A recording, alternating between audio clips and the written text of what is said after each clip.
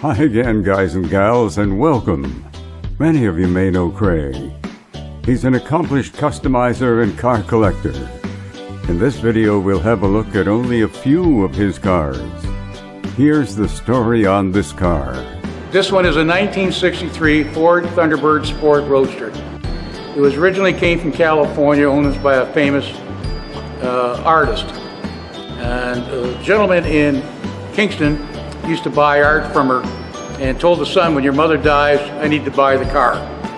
And then he died, and I picked up the car from the estate. It may be a beautiful and rare car, but there was still lots of work to do.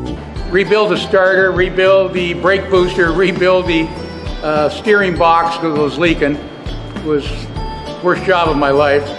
And do some extra electronics in it so everything is perfect shape. It's got 52,000 original miles on it. Comfortable seats and plenty of options. Every option: power windows, power antenna, air conditioning, power seats. Got power seats in it. Got everything that Ford offers as an option on the car. As mentioned, this is a sports roadster, not a repro with a tonneau cover. That's right. It's original Sport Roadster by my serial number. Here's how the power tonneau cover works to put up and bring down the top. There's a latch in the center of the console and just two bolts in the back here, and the whole tonneau comes off the back seat. So it's very simple. You can take it on and off. The power windows will go up.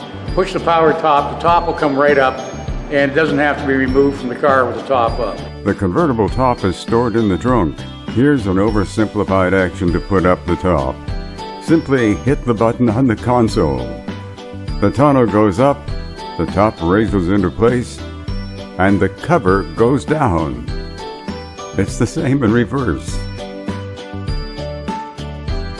Here's a look under the hood. This sports roadster is running a powerful 390 engine. What a car. Craig is not a newcomer to classic cars, starting out with European cars. I've been playing with cars since I was 13.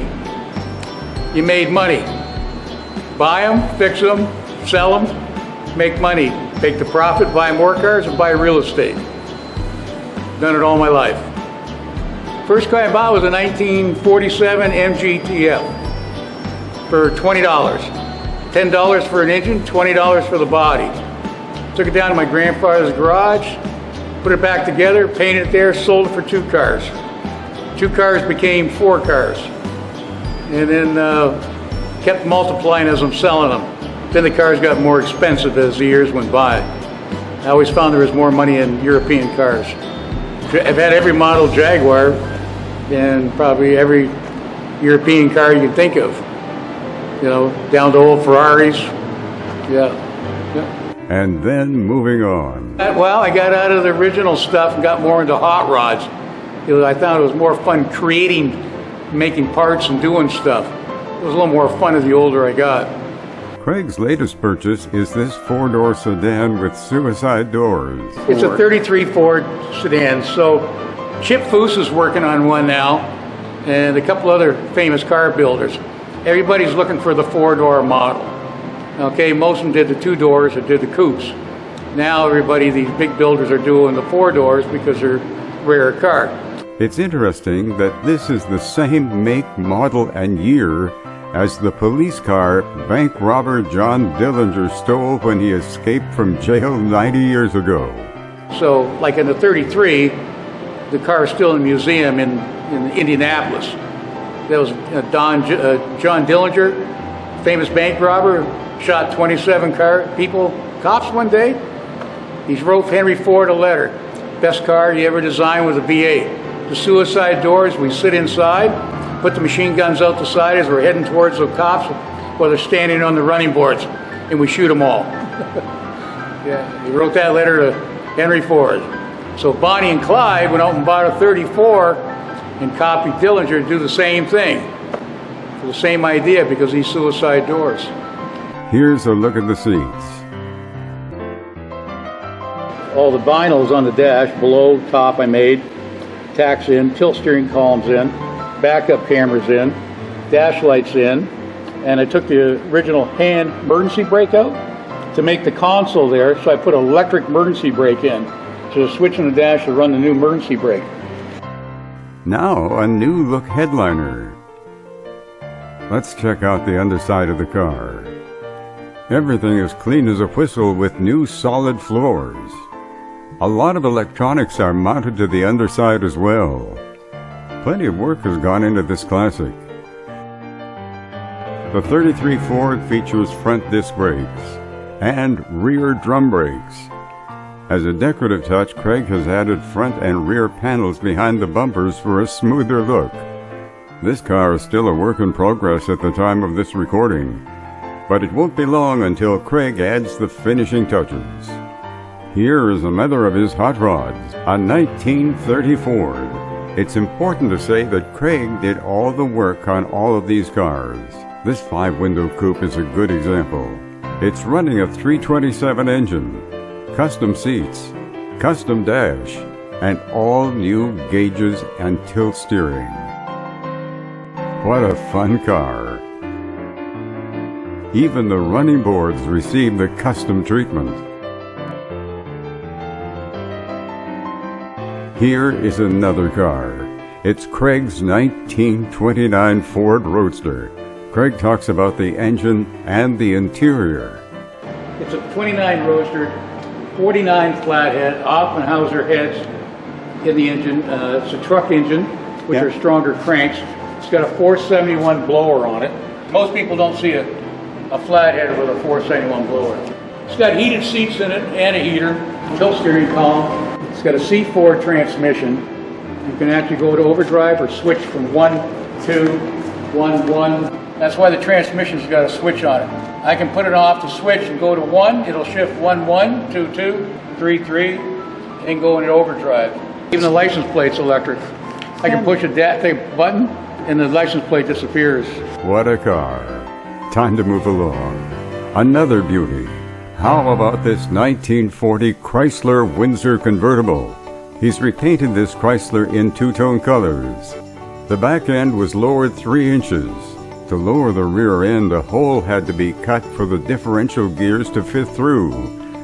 And so to make everything smooth, he welded an 18-inch aluminum salad bowl to compensate for the differential size. Now that's using imagination. The trunk has been reupholstered. Tires are 18-inch Diamondback specially made for vintage cars. In the center of the rims are Chrysler crests, specially imported from Turkey. This Chrysler is equipped with 4-wheel disc brakes. And the engine is a 350 Board 45 over, producing 425 horsepower. It also has electronic ignition.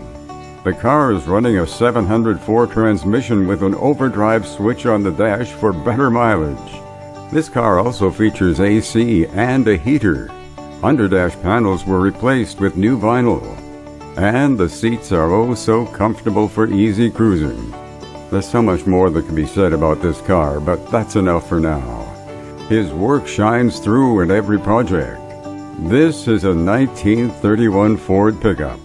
What a lot of work and thought went into this, including the rear bumper that Craig handmade. It's cut from a single piece of aluminum. Comfortable seats in this hot rod. Tilt steering and a beautiful burled walnut dash that was borrowed from another car. And AC for those hot days. The handmade trunk and box bedding blend perfectly to complement the rest of the rod. I'll let Craig tell you about the engine and other upgrades. 302 Boss engine with the underdrive pulleys. Runs a 750 dual pumper carb on it. Basically, it's got a 4.5-inch drill drop front axle. And you can see the custom bumpers that I made. Same with the vinyl top, the louvered hood. So it's painted Venom Red Viper metallic with the matching gray to match my other car. From any angle, this pickup looks good. Just another beautiful hot rod. But wait, there's more. This next car is hardly a hot rod, but it is a true classic. It's a 1930 Ford Cabriolet, restored to absolute original. This car was originally built in Windsor. Still has a W2 for Windsor Plant 2 cylinder head on the engine. And it shows that it's made on the firewall. It's a Canadian-built car. And the Cabriolet has the wind-up windows where the Roadsters had the curtains. So this car is completely detailed from all the pictures we could see of all the museum pictures with the wood grain, all the stainless steel fixtures on it. And this thing will run right now 72 miles an hour flat out. This Cabriolet is like it came from the factory. Craig's 2010 Viper is the last year of convertibles for this car. For that reason alone, it's a valuable car. But what makes it even more valuable is the 10-cylinder engine, factory modified for racing. Here's a look at the interior. It has a 5-speed floor shifter and a lot more. It's a valuable car. This is a hand-built 1976 Jensen Interceptor convertible.